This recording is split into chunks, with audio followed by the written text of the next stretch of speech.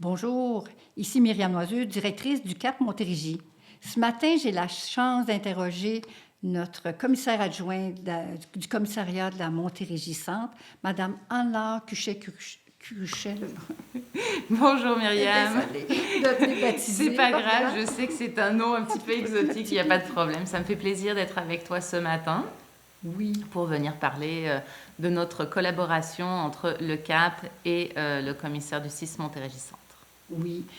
Comme chez mes collègues, on parlait un petit peu de la procédure de plainte, comment ça fonctionnait quand l'usager venait à notre organisme pour être accompagné. Moi, ce matin, j'aimerais que tu puisses nous faire part un petit peu comment fonctionne la procédure une fois que la lettre a été rédigée et été dirigée vers le commissariat. Parfait. Donc, effectivement, beaucoup d'usagers font appel au CAP pour faire parvenir leurs plaintes, mais on a aussi des gens qui nous contactent directement via une plateforme en tapant plainte 6 Montérégie Centre sur n'importe quel moteur de recherche. Vous allez tomber sur notre page et vous allez pouvoir nous envoyer directement votre plainte, votre insatisfaction, votre commentaire, même votre commentaire de satisfaction. Donc nous, quand on reçoit tout ça, déjà quand ça vient du CAP, on est très content parce que c'est extrêmement bien écrit, c'est bien structuré, on sait où on s'en va et on a toutes les informations pertinentes pour pouvoir ouvrir le dossier. Le nom, la date de naissance, le lieu concerné, une synthèse des motifs. Donc on reçoit ça, on fait une étape qui s'appelle la recevabilité. Donc on s'assure que la plainte est bien recevable par la commissaire du CIS Montérégie Centre. Donc ça concerne bien une installation pour laquelle on a une juridiction. Ensuite de ça, on ouvre un dossier, on informe l'usager qu'on ouvre un dossier, il reçoit un accusé de réception avec le numéro de la plainte et on l'informe que la loi nous donne 45 jours pour lui répondre. À défaut de quoi, il pourra s'adresser au protecteur du citoyen si on ne lui a toujours pas donné de réponse. Donc ça permet à l'usager d'avoir l'information sur comment nous joindre. Il y a nos coordonnées, il y a son numéro de plainte, il est rassuré, il sait que sa bouteille n'a pas été jetée à la mer, il y a quelqu'un qui l'a attrapé qui va s'en occuper. Donc après ça, le dossier, il est confié à un conseiller ou une conseillère de notre équipe. Parfois, commissaire adjoint aussi peuvent prendre en charge des dossiers. Et c'est un travail qui se fait en collaboration avec les gestionnaires concernés ou les responsables des organismes, parce qu'on a aussi un mandat régional pour les résidences privées pour aînés, les ambulances, les organismes communautaires. Donc à ce moment-là, on va le traiter avec l'organisation. Puis quand c'est dans nos installations, Hôpital Charlemagne, Hôpital du Haut-Richelieu, CLSC, CHSLD, c'est toujours quelque chose qu'on fait en collaboration avec les gestionnaires. Donc concrètement, on fait un résumé en fait de la plainte, on extrait les éléments importants, on envoie ça au gestionnaire avec un certain nombre de questions et le gestionnaire a quelques jours pour nous répondre. On peut aussi chercher de l'information directement dans les dossiers des patients ou dans les organismes. On va faire des visites dans les résidences, par exemple. Oui, ce qui est très important, hein? Exact, parce que ça permet d'avoir une vision un peu plus objective, même si c'est toujours à un instant T quand même qu'on y va. Donc c'est toujours une des facettes de la situation. Nous, on dit toujours, on a la version de l'usager qui peut être très noire, la version du gestionnaire des fois qui peut être très blanche, puis on doit trouver le gris à l'intérieur de ça. Donc une fois qu'on a tous les éléments, qu'on est capable de répondre à notre usager, on écrit une lettre qu'on appelle une conclusion, qu'on envoie à l'usager, généralement par courriel, mais ça peut être par la poste. On peut appeler l'usager aussi pour lui dire voilà le sens de notre décision, par exemple quand c'est des personnes âgées ou des personnes qui peuvent avoir des déficiences visuelles, qui ont du mal à accéder à l'écrit. À ce moment-là, on va prendre la peine de leur téléphoner pour être sûr qu'ils aient bien compris Ce qui est bien important. le sens, la réponse à leur plainte. Ouais. Donc ça ressemble pas mal à ça. Mais parce que je sais aussi que le commissariat traite au niveau des plaintes médicales, quelqu'un qui est allé à l'hôpital ou est traité par son médecin ou il est arrivé quelque chose vraiment, je sais pas moi, un incident lors d'une opération ou une insatisfaction versus la relation qu'il peut avoir. Je sais que les commissariats peuvent traiter les plaintes au niveau médical. Est-ce que c'est toujours le commissaire qui traite? Alors, nous, on est la porte d'entrée, effectivement, des insatisfactions des usagers qui fréquentent les installations pour lesquelles on a juridiction, donc que ce soit les plaintes générales ou les plaintes médicales. On est la porte d'entrée. Toutefois, les plaintes qui concernent les médecins, dentistes, pharmaciens, sages-femmes doivent être traitées par des médecins examinateurs.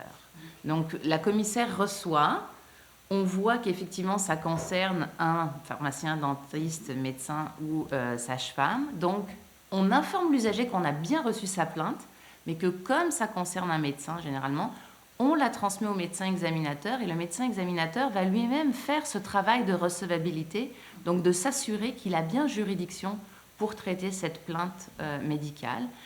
Il va prendre contact avec l'usager, il va encore une fois clarifier ses attentes, il va discuter avec le médecin, il va voir le dossier médical et il va faire lui aussi une conclusion. Puis tout le support administratif pour l'instant est offert par les bureaux des commissaires. Donc ce sont les techniciennes de mon équipe qui vont assurer la mise en page et l'envoi au bon destinataire des différents documents et consigner le tout dans la plateforme provinciale qui est utilisée par l'ensemble des commissaires. Parfait. Parce que souvent, les personnes vont faire une plainte contre les médecins. Souvent, l'objet principal, c'est que la situation, on ne veut pas que ça se reproduise ni pour nous, ni pour les autres personnes. Évidemment, le but est vraiment d'améliorer la qualité des services et des soins. Je pense que c'est une nécessité. Effectivement, que ce soit les plaintes générales ou les plaintes médicales, il y a deux grands types de demandes de la part des usagers. C'est un, comprendre qu'est-ce qui s'est passé. Exact. Et deux, éviter que ça se reproduise pour quelqu'un d'autre. Définitivement, ce sont les deux grands moteurs en fait qui animent les usagers de faire appel à nous. On a aussi beaucoup de gens qui font appel à nous, pas pour faire des plaintes, mais qui utilisent ce vecteur-là parce que finalement, on est un petit peu la bouée de sauvetage. Ils ont cogné à toutes les portes, ils ont cherché toutes les informations, ils ne trouvent pas, ils regardent sur un moteur de recherche, ils arrivent vers nous. Ils remplissent un formulaire, mais souvent ils le disent, je ne veux pas faire une plainte, je veux qu'on m'aide. Je veux qu'on m'aide parce que je ne sais pas à qui m'adresser alors que ma maman, elle est âgée, elle est à risque à domicile. J'essaye de joindre la clinique externe de l'hôpital, je n'y arrive pas, il faut que j'annule un rendez-vous. Si j'y arrive pas, après ça, je vais tomber sur la liste d'attente. Donc là, c'est vraiment les gens qui s'accrochent à nous comme une bouée de sauvetage. Et nous, on se fait toujours un devoir de répondre très rapidement aux gens. Et on travaille en extrême étroite collaboration avec les gestionnaires, ce qui nous permet de faire vraiment des assistances rapides, efficaces et dynamiques. Donc on permet à ces personnes-là d'avoir accès à l'information ou au service dont il a besoin, mais toujours dans un souci quand même d'équité, c'est-à-dire que de faire appel à la commissaire ne permet jamais de passer sur la tête de quelqu'un d'autre. C'est vraiment de s'assurer d'avoir la bonne information, d'avoir accès aux services ou aux soins auxquels on a droit en fonction des règles et procédures en vigueur. C'est bien. Puis, une fois que vous avez remis la lettre de conclusion à l'usager, je voulais savoir si la personne n'est pas satisfaite des conclusions, de la teneur de s'il ne trouve pas de recommandations ou de mesures correctives, qu'est-ce qu'il peut faire pour être entendu? Alors, souvent, les personnes qui ne sont pas satisfaites de nos conclusions, elles vont nous écrire, elles vont nous appeler pour nous faire part de leur insatisfaction. Donc, on va avoir la chance quand même de pouvoir discuter avec elles et parfois de clarifier.